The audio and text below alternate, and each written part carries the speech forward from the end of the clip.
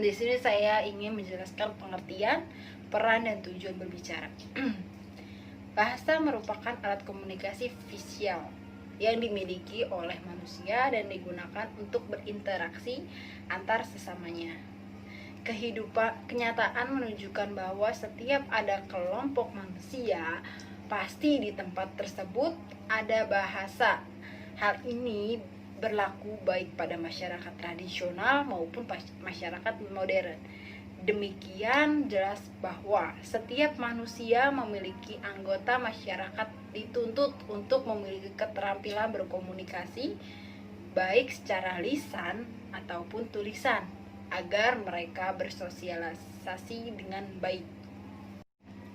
Berbicara untuk menghibur biasanya bersuasana santai, rileks, dan kocak. Sedangkan untuk memberikan informasi, menstimulasi, meyakinkan, dan menggerakkan lebih tepat didukung oleh suasana serius, terlatih, hening, bahkan terkadang menimbulkan kesan kaku. Guna mencapai tujuan berbicara secara optimal, berbicara dituntut menguasai berbagai metode penyampaian yang disesuaikan dengan audiens dan situasi berbicara. Ada 4 metode cara penyampaian pesan pembicaraan, yaitu 1. Pembicara secara mendadak, penyampaian berdasarkan catatan kecil, penyampaian berdasarkan hafalan, dan penyampaian berdasarkan naskah.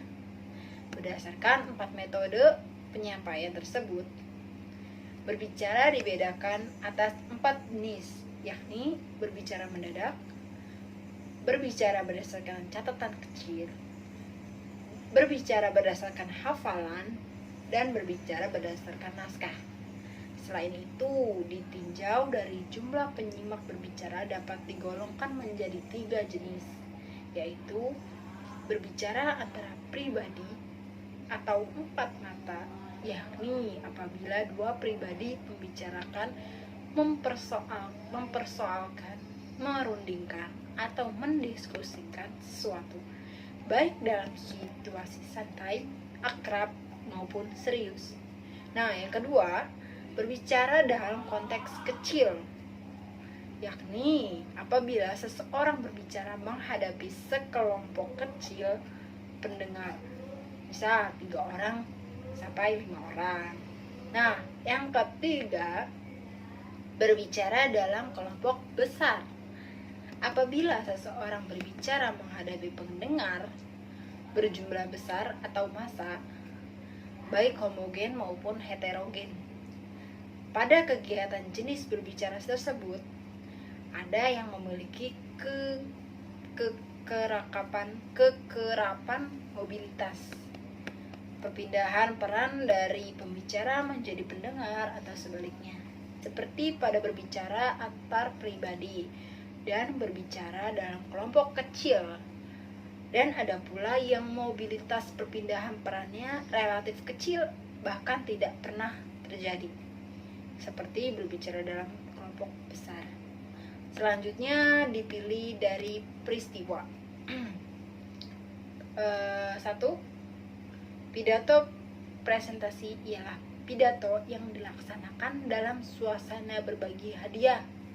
Yang kedua, pidato penyambutan ialah pidato yang berisi ucapan terima kasih datang pada tamu.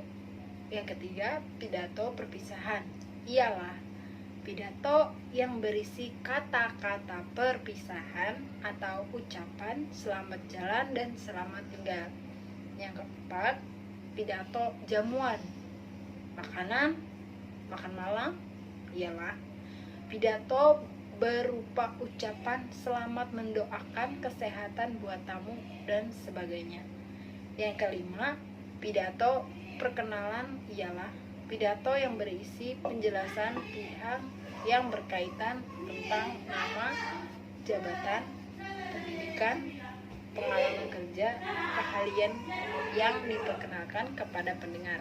Yang keenam, pidato mengumpulkan ialah pidato yang berisi pujian alasan mengapa sesuatu itu diungkap. Faktor-faktor kebahasaan sebagai penunjang keefektifan berbicara. A. Ketepatan ucapan. Seorang pembicara harus membiasakan diri mengucapkan bunyi-bunyi bahasa secara tepat. Pengucapan bunyi bahasa yang kurang tepat dapat mengalihkan perhatian pendengar. Sudah tentu pola ucapan dan artikulasi yang digunakan tidak sama. Masing-masing mempunyai gaya tersendiri dan gaya bahasa yang dipakai berubah-ubah sesuai dengan pokok perasaan dan sarana. Akan tetapi, kalau perbedaan atau perubahan itu terlalu mencolok sehingga menjadi suatu penyimpangan, maka keefektifan komunikasi akan terganggu. Berbicara adalah salah satu aspek keterampilan berbahasa. Di samping keterampilan menyimak, membaca, dan menulis, keempat keterampilan itu saling terkait satu dengan lainnya. Keterkaitan ini sering juga disebut dengan istilah catur tunggal. Ini berarti ada kaitannya yang erat antara berbicara dan menyimak, berbicara dan menulis, serta berbicara dan membaca. Kedudukan berbicara antara kehidupan. Manusia adalah makhluk sosial. Manusia akan dianggap manusia bila ia berinteraksi dengan lingkungan manusia. Mereka akan selalu hidup berkelompok dari kelompok kecil sampai dengan kelompok yang besar, seperti organisasi sosial. Dalam kelompok itu, mereka sering berinteraksi satu dengan lainnya. Interaksi antara manusia ditopang dan didukung oleh alat komunikasi vital yang mereka miliki dan paham bersama, yakni bahasa. Setiap ada kelompok manusia pasti digunakan. Berbicara adalah salah satu aspek keterampilan berbahasa, di samping keterampilan menyimak, membaca, dan menulis. Keempat itu saling terkait satu dengan lainnya. Keterampilan ini sering disebut juga dengan istilah catur tunggal, yang berarti ada kaitannya yang erat antara berbicara dan menyimak, berbicara dan menulis, serta berbicara dan membaca. Kedudukan berbicara dalam kehidupan atau manusia. Manusia adalah makhluk sosial. Manusia akan dianggap manusia bila ia berinteraksi dengan lingkungan manusia. Mereka akan selalu hidup berkelompok, melalui dari sekelompok kecil sampai kelompok yang besar. Jenis-jenis berbicara. Pengklarifikasian berbicara beraneka ragam, sesuai dengan landasan atau sudut pandang yang dipedomani. Ada beberapa landasan dapat dipedomani untuk mengklarifikasikan keterampilan berbicara, yakni 1. Situasi, 2. Tujuan, 3. Metode penyampaian, 4. Metode penyimak. Yang kelima, peristiwa khusus. Aktivitas berbicara selalu terjadi atau berlangsung dalam suasana, situasi, dan lingkungan tertentu. Situasi dan lingkungan itu dapat bersifat formal atau resmi. Di dalam situasi formal, berbicara dituntut untuk berbicara secara formal, sedangkan situasi informal menghendaki berbicara tak resmi. Jadi, buat pembicaraan dalam bahasa yang sesuai, yaitu 1. Hindari kata-kata yang baru bagi pendengar atau dapat diartikan lain. Buat kalimat-kalimat yang mudah dimengerti dan tidak membosankan. Artinya susunan kalimat yang baik dan enak, yaitu ada pokok, sebutan, dan keterangan. Nah, yang terakhir adalah cara ketika yang baik dalam membahas hal yang rumit agar mudah diterima. Misalnya, kurang dapat mengemukakan suatu analisis ketika pendengar susah tidak memperhatikan lagi.